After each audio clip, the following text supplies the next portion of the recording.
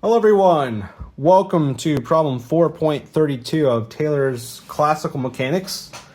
Alright, let's go ahead and read the problem statement. So,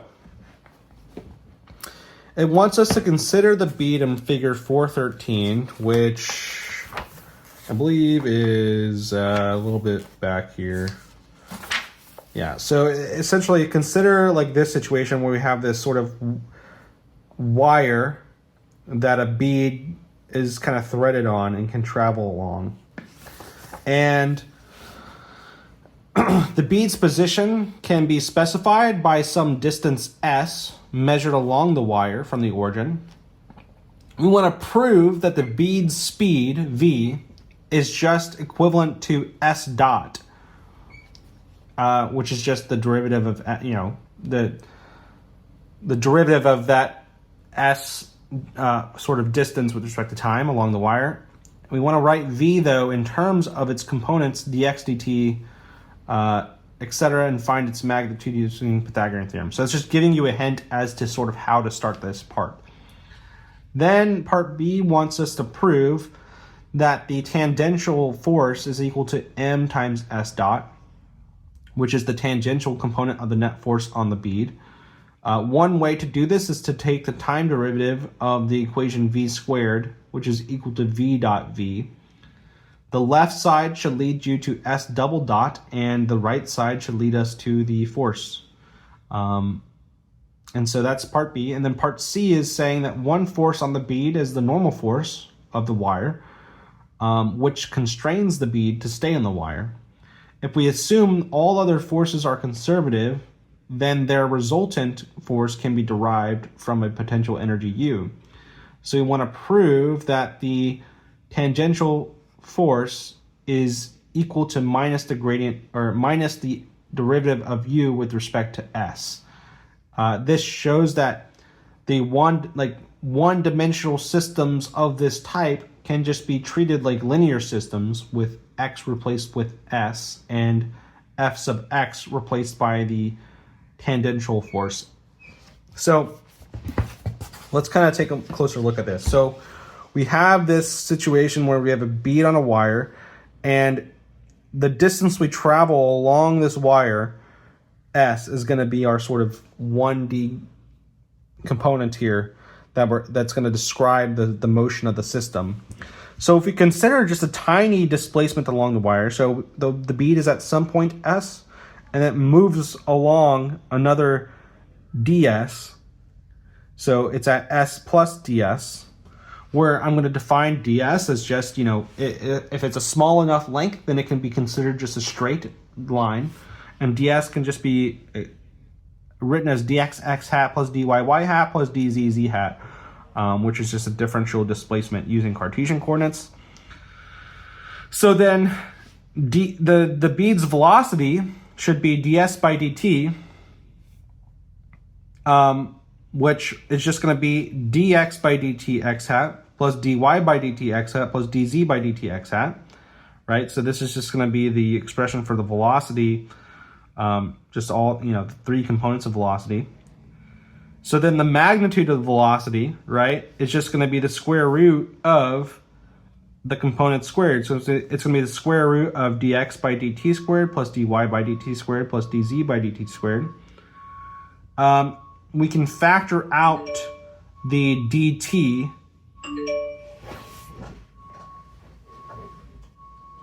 and get that we have dt on the bottom because we have dt squared, which we factor out, and then the square root of dt squared is just dt, so that just stays on the bottom as dt.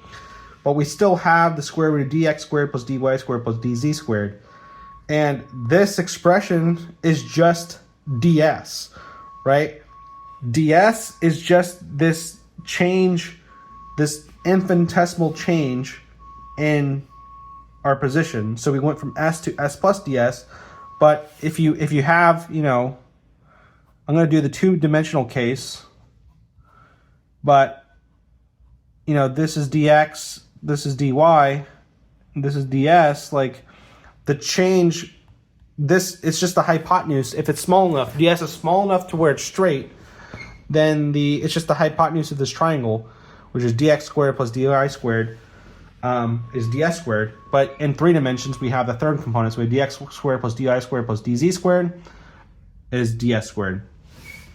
And then that means this is just the square root of that. So this is just ds. So what we end up having is that the magnitude of the velocity along the wire is just ds by dt, which is just s hat. Or, sorry, not s hat, but s dot. And that is the first thing that we were trying to prove. All right, the second thing we need to prove is this expression for the force.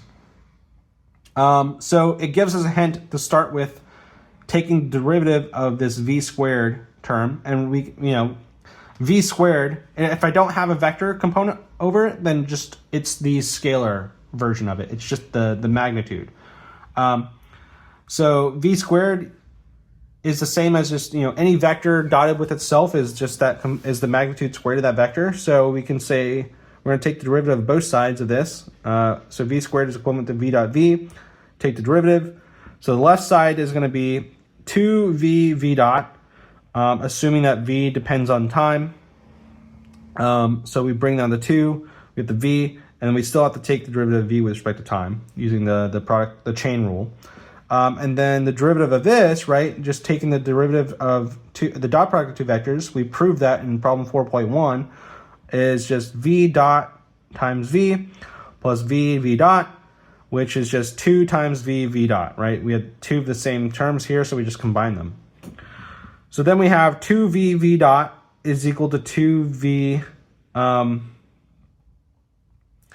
let's see. Oh yeah, I guess I'm expressing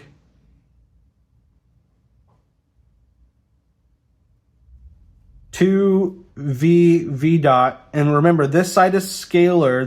This is the magnitude, but this side is actually the vectors. So we can write v as just the magnitude v times v hat, which is just whatever direction the velocity is at that point in time. And then v dot is just the acceleration. So the acceleration is just the force divided by the mass. So we can write this as force over the mass. Then we can get an expression for the force, solving for F. The 2 will cancel, the v will cancel, and we get force is equal to m v dot in the v hat direction,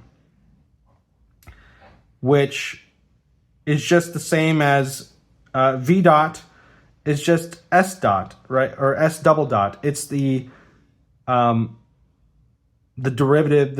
V dot is just the second derivative of the position. So the force then is just ms double dot, and it's in the v hat direction, where v hat is just the velocity, which is always tangent to the curve, the position, right? So we have proven that the tangential force is equivalent to m times s double dot in the v hat direction.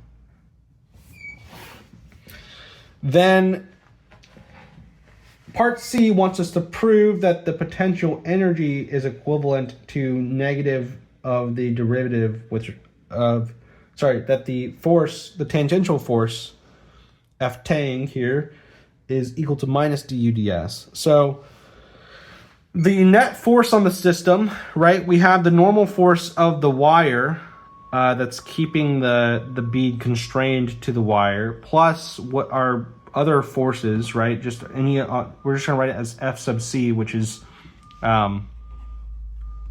just the conservative forces. So we can write this second term as minus the gradient of u, because we know that for conservative force, we know that all the rest of the all the forces are conservative, just like gravity and whatnot.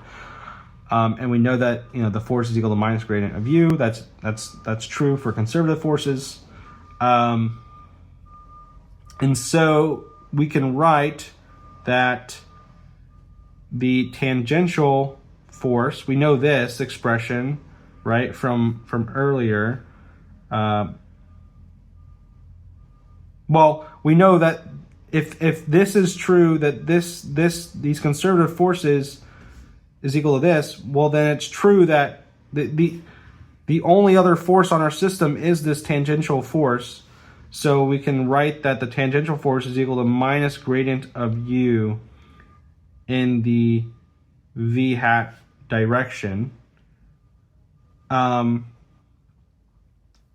if we consider a small enough displacement ds, right, ds, the vector ds can be just some magnitude ds in the v hat direction along the wire, then we know that a differential du, change in the potential, is we know from vector calculus we can write it as the gradient of u dot ds, which is in the direction of the change.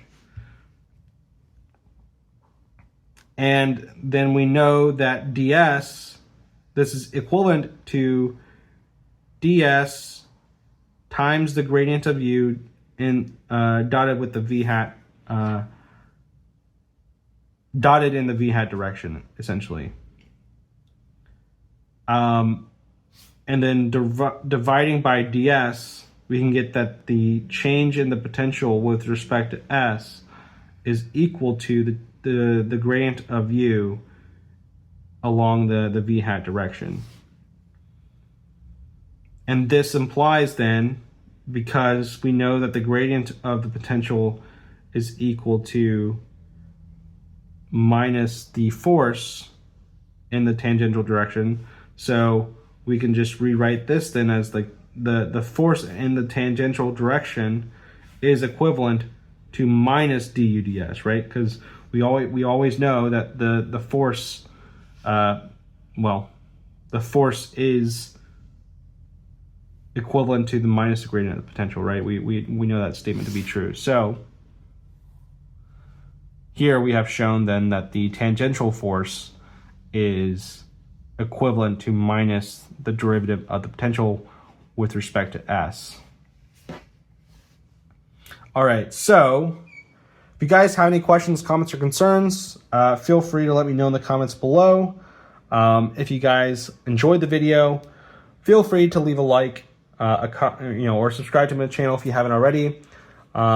If you want to support my channel, you can do so by using the donation link below as well. You can subscribe to my Patreon for the full written solutions here that I have. Other than that, I'll see you guys on the next video. All right, see ya.